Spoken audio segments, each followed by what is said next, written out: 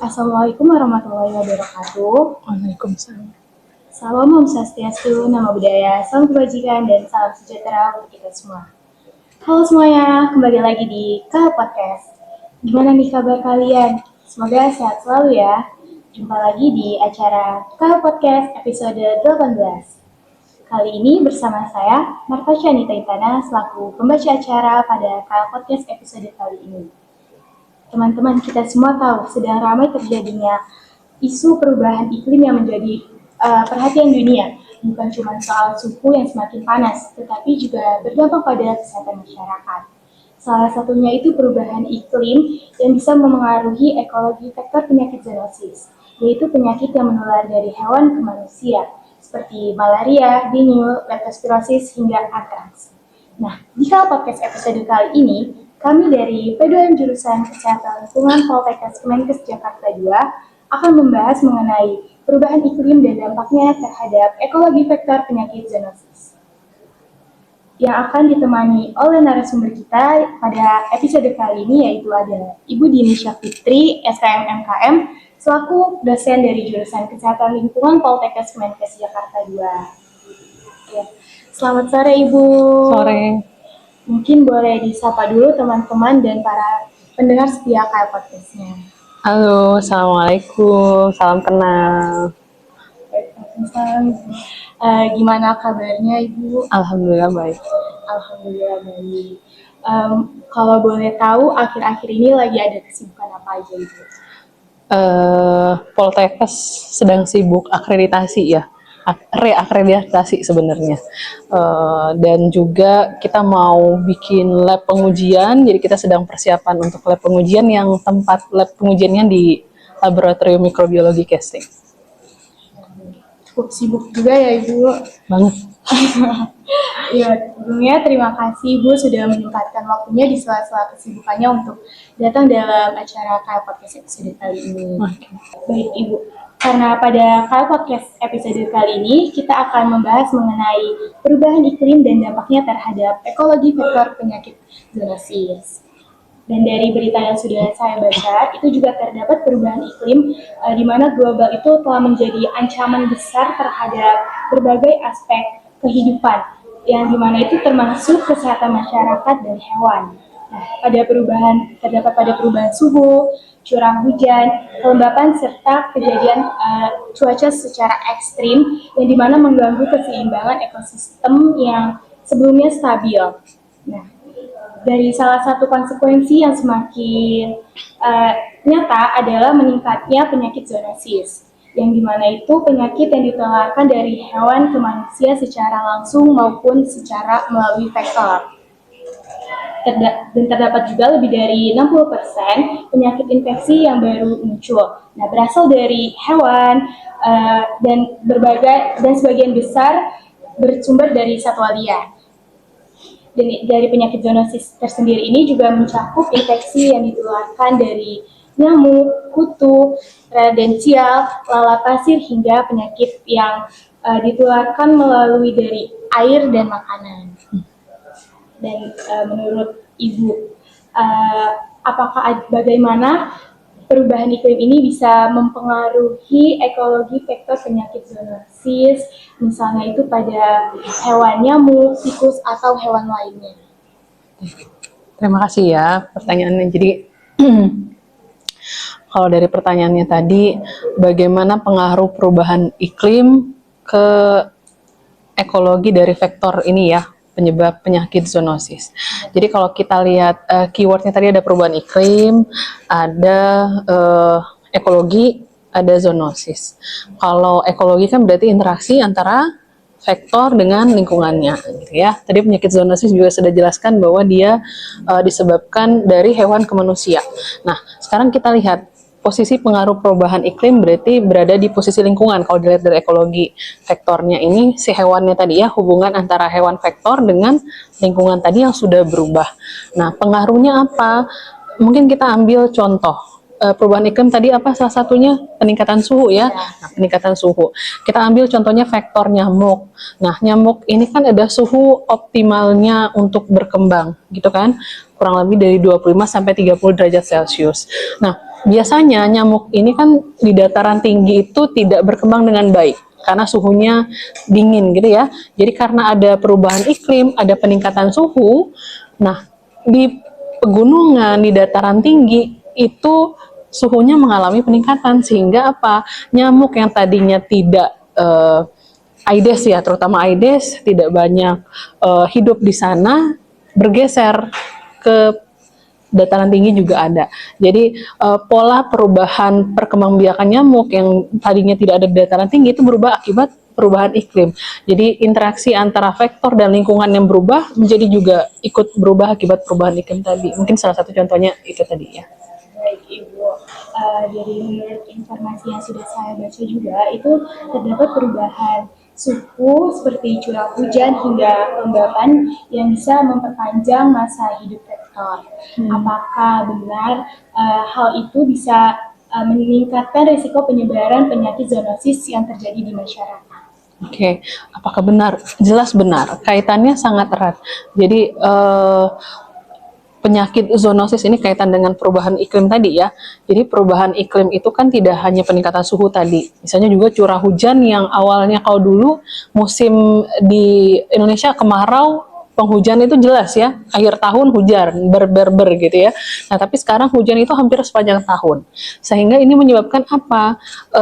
Curah hujan tinggi, kontainer yang menampung air hujan sehingga genangan air tempat perkembangbiakan nyamuk juga akan semakin banyak. Logikanya kalau tempat perkembangbiakannya semakin banyak, nyamuknya juga akan berkembang biak dengan lebih baik, lebih banyak tempat breeding place-nya sehingga gitu ya. Jadi ini juga pasti akan berpengaruh terhadap jumlah nyamuk yang ada, jumlah nyamuk yang akan beredar di perumahan masyarakat, pemukiman dan lain sebagainya, gitu ya. Pasti berpengaruh terhadap populasi nyamuk dan vektor-vektor lainnya. Selain nyamuk mungkin juga seperti lalat, tikus. Kalau tikus biasanya leptospirosis, pes. Kalau leptospirosis kan kaitan erat dengan banjir. Kalau perubahan iklim, curah hujan meningkat, banjir itu kemungkinan akan lebih besar terjadinya banjir. Sehingga apa?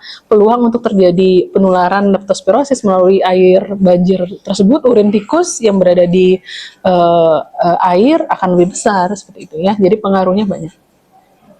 Berarti dari tikus itu menyebabkan dari banjir ya? Karena Iya, medianya dari urin di air banjir kan melalui urin tikus kalau leptospirosis. Baik Ibu. Tadi Ibu juga sudah menjelaskan tentang pengaruh iklim pada umur vektor. Nah, kira-kira penyakit zoonosis apa saja yang paling sering meningkat ke masyarakat tentang kasus akibat perubahan iklim yang terjadi di Indonesia ini?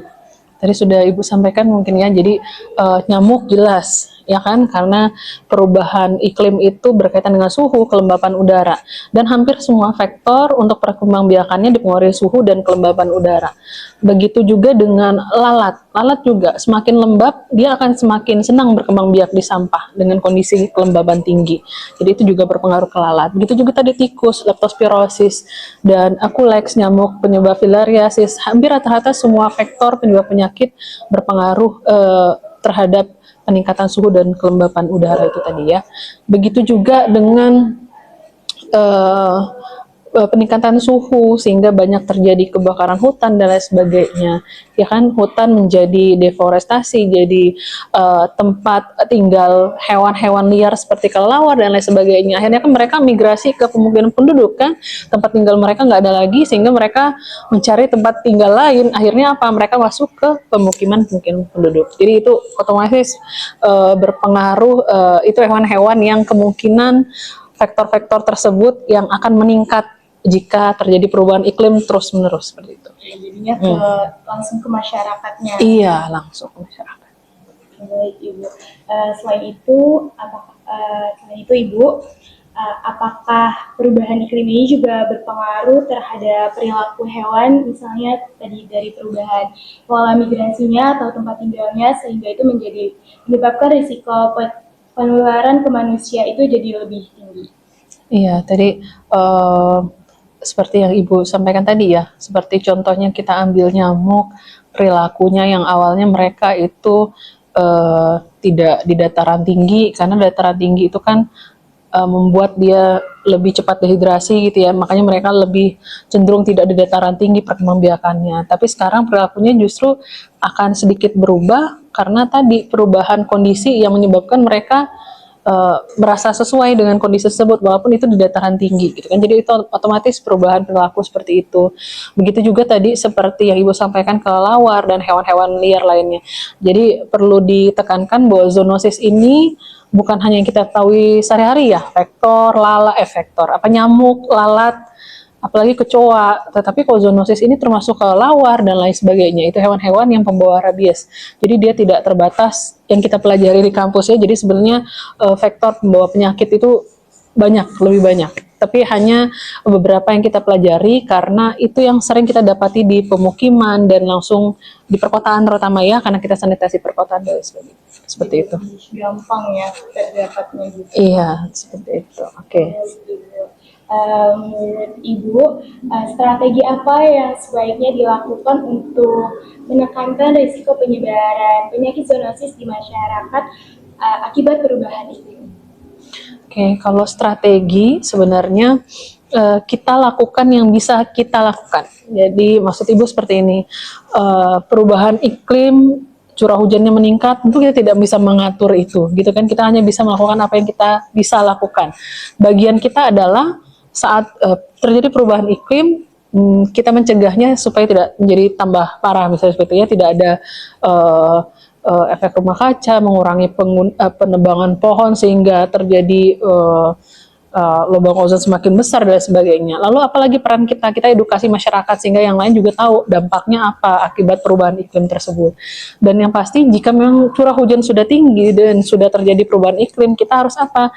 Apa yang harus kita lakukan? Misalnya kalau perubahan curah hujan tinggi, berarti logikanya tempat penampungan air harus dimusnahkan sehingga tidak banyak kontainer jadi tempat breeding place-nya nyamuk, misalnya seperti itu ya.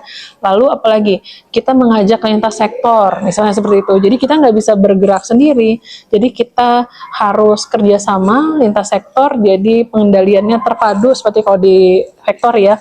Jadi tidak hanya kita kerjasama dari sektor kesehatan, jadi semua sektor, Kementerian Lingkungan Hidup dan lain sebagainya. Karena penting juga di sana untuk misalnya hutan-hutan ditanami kembali sehingga hewan-hewan liar yang tidak ada tempat tinggal lagi mereka jadi kembali lagi ke hutan, tidak masuk ke pemukiman warga, seperti itu ya. Jadi kita lakukan yang bisa kita lakukan, gitu ya. Baik, Ibu, mungkin terakhir Ibu, apakah ada pesan dari Ibu untuk para masyarakat agar bisa ikut dalam berperan dalam mencegah penyakit zoonosis yang terjadi di era perubahan iklim ini?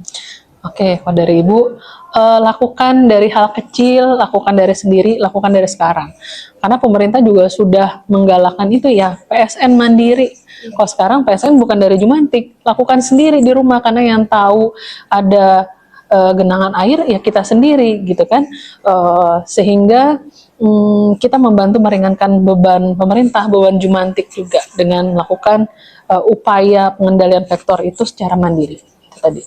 Agar lebih secara efektif lagi ya Iya, di rumah. iya benar. Karena yang menggigit kita nyamuk itu sebenarnya ada ternakan kita sendiri atau ternakan tetangga kita. Nggak mungkin dari RW sebelah. Karena jarak terbang nyamuk itu kan hanya 100 meter ke depan, 100 meter ke belakang, dan lain sebagainya, hanya 200 meter kurang lebih Aedes aegypti seperti itu ya. Jadi kalau nggak mau digigit nyamuk Aedes aegypti ya PSN mandiri di rumah. Itu kuncinya. PSN mandiri. Iya. Baik, Ibu. Terima kasih atas penjelasannya.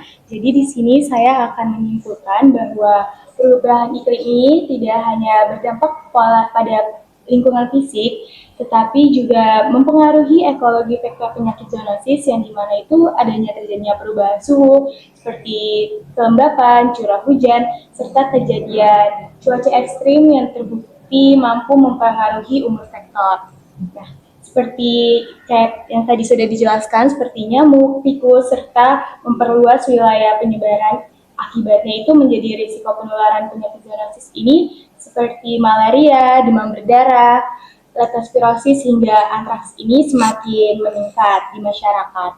Selain itu juga perubahan iklim ini juga mengganggu keseimbangan ekosistem, di mana itu mengubah perilaku hewan, bahkan memicu pergegasan pola migrasinya. Dan dimana sehingga ini peluang kontak antara hewan dengan manusia itu menjadi pembawa penyakit yang semakin besar kondisinya. Dan di mana ini mempertegas bahwa lebih dari 60% itu penyakitnya menular baru dan berasal dari hewan hingga khususnya itu pada satwa liar. Ya baik Ibu, tidak terasa di kita sudah tiba pada penghujung KL Podcast episode kali ini. Mungkin kita akhiri KL Podcast episode kali ini. Semoga episode kali ini bisa membantu dan menambah pengetahuan kalian, sekaligus menambah ilmu dan juga informasi untuk teman-teman semuanya. Saya, Marta Syanita Intana, pamit undur diri dan sampai jumpa di KL Podcast episode selanjutnya. Assalamualaikum warahmatullahi wabarakatuh.